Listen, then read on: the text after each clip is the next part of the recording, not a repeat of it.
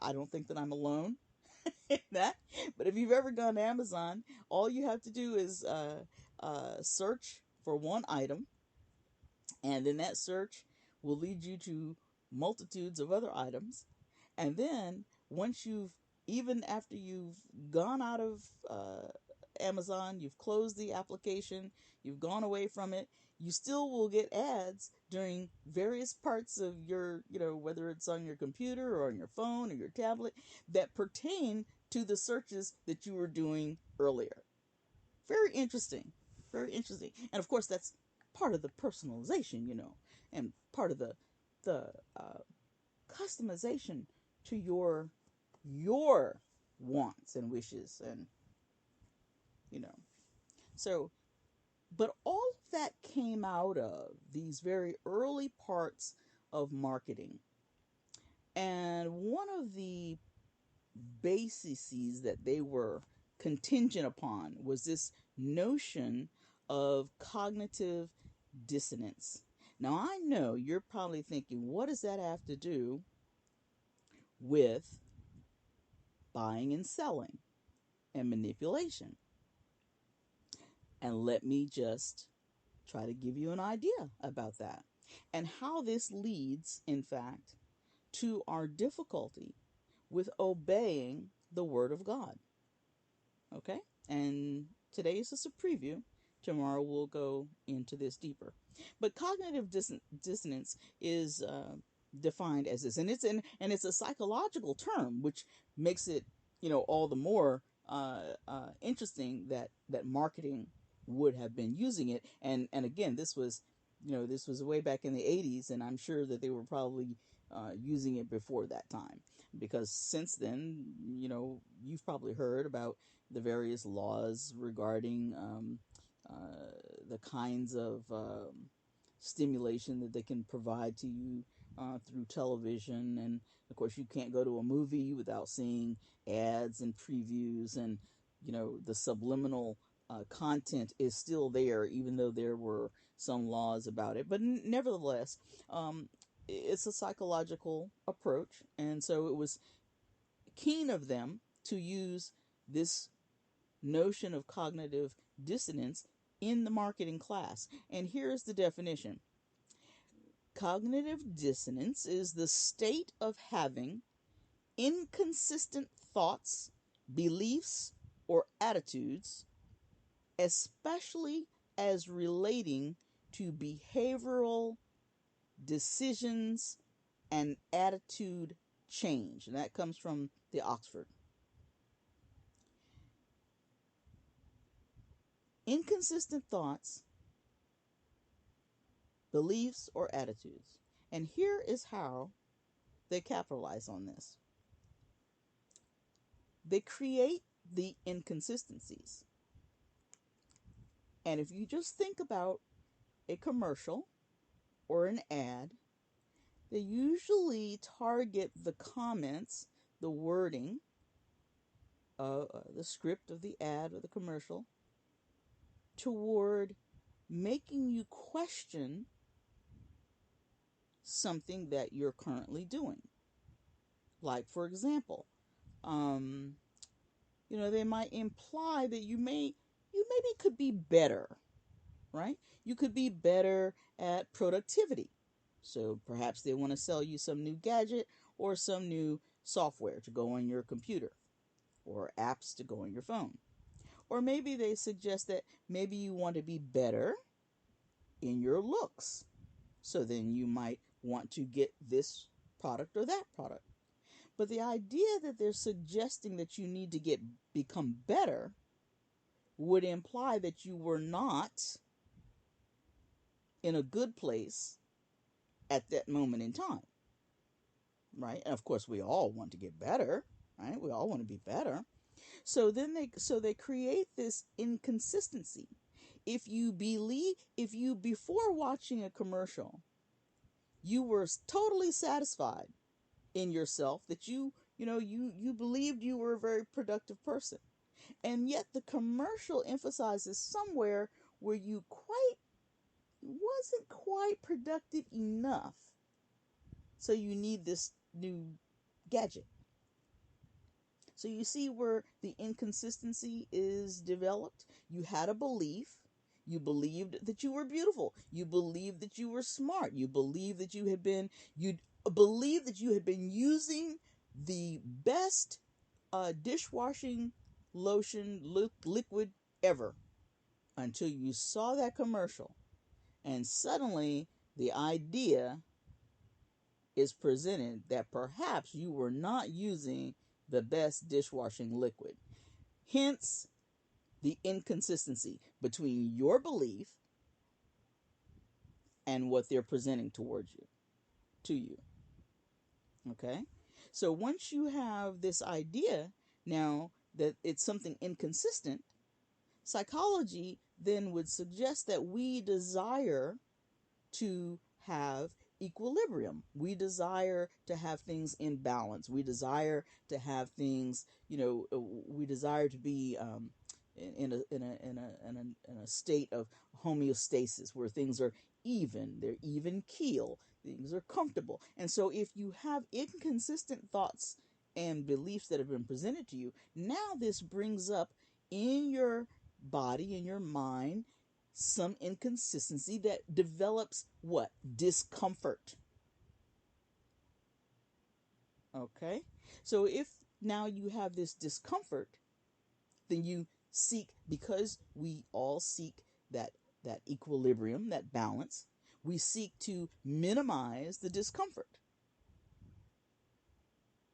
So then it pops up in our minds, oh, I want to minimize this discomfort that was just presented to me, that I'm not as good at washing the dishes with this particular liquid, but I need another particular liquid. Then I have to settle. I have to manage that discomfort, right? So I may manage that discomfort the next time you're in the store and you find yourself looking for this new dishwashing liquid, and you don't even realize what has happened to you, because in the days that you saw the commercial to the days that you went to the grocery store, all of this has been working in your mind. You've been attempting to solve the discomfort that was presented in the commercial. And of course, the commercials that are especially good are the ones that are very good at creating this level of discomfort, this inconsistency between your original belief and then the idea that they have presented toward you. I hope you can kind of see that, and that is a very kind of that may be a sort of simplistic way to explain it, but I hope to make these kinds of issues simple. So if you can see that now, you all, the days in between, you're seeing the commercial and you're shopping, in your mind, in your subconscious, you've been trying to settle, trying to make the discomfort of the inconsistency go away. You've been trying to reduce that. So however successful that commercial was is determined by whether you then buy the new product, the better product, right? So that you can be better at washing those dishes, because you don't want the germs to affect your family. And of course you care about your family, so you're going to change this dishwashing liquid, right? And so they tend to be fairly successful at creating this inconsistency between our beliefs and the idea that they want us to accept. Okay? So then we go and we buy the product, and therefore it was successful. We've changed our behavior, and now, momentarily, for the meantime, our discomfort level has been reduced. We're okay now. I'm being a good person because I'm using the best dishwashing liquid for me and my family. Right? Okay. So then let's go a little bit further. In cognitive dissonance, there are several types of it. Okay. So obviously, and they would be divided into two areas. So there would be the cognitive dissonance, which is that creating that inconsistency, and then cognitive consonance, which is where the ideas, the beliefs become more equal, more congruent. So that's what we seek to achieve. And let me just give you some examples of ways that you might notice whether you are experiencing this cognitive dissonance. Let's say number one might be where you have just an uncomfortable feeling. Oh no. Where you have an uncomfortable feeling. Um, Another one might be where you you definitely feel like you want to avoid conflict. I thought I had turned off all these bells and whistles, but excuse me, I guess I left something on somewhere. So so the first one would be this feeling of uncomfortableness. The second feeling might be something associated with wanting to avoid a conflict. So the conflict, of course, in this example would be the conflict between your being a good person and buying the new liquid, or being that old person who wasn't as good because you weren't buying that new liquid. And then there's another notion, uh, a sign that you may be feeling some cognitive dissonances when you hear in your mind somehow, do as I say, not as I do. Do as I say, not as I do. Now, where have we been seeing this phenomena occur over the last 3 years? Let's just say 3 years, 4 years, going on 4 years. Um, Perhaps we have seen this within the law. Perhaps we have seen this within politics. Perhaps we have seen this within what people are referring to now as injustice and in inequalities, inequities in our society. Uh, do as I say, not as I do. We can do this, but you need to do something else, right? How about when you find yourself doing this? Talking yourself down, talking yourself, they call it talking yourself off of a ledge. And it essentially is rationalizing, right? You find yourself rationalizing. And this is an effort, again, to minimize this discomfort, right? And then there's a major thought called fear of missing out. FOMO, as it's sometimes referred to. Fear of missing out.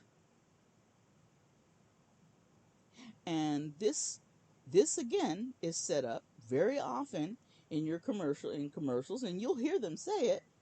Uh, Everybody's doing it, right? And for decades, I think McDonald's used to be the only fast food place that advertised what you know a billion hamburgers sold, right? So if you're driving down the road and you see a billion hamburgers sold and you haven't bought one of them, then you're missing out. Very subtle, but it's there in your mind. You're missing out. How about even we can see this in our children, and even very early on, 3, 4, 5 years old. It begins. It gets kind of planted. Let another child have a different toy that they don't have, your child doesn't have, and suddenly they want that toy. They can have a room full of toys, but they want that toy. Because that sense, that idea that I'm missing out on something, somebody else has something better than what I have. We sometimes refer to this as seeing the grass greener on the other side, right? Seems, um, you know, gentle enough, right? But it certainly is insidious. When you see things like 1 out of 5 people say, or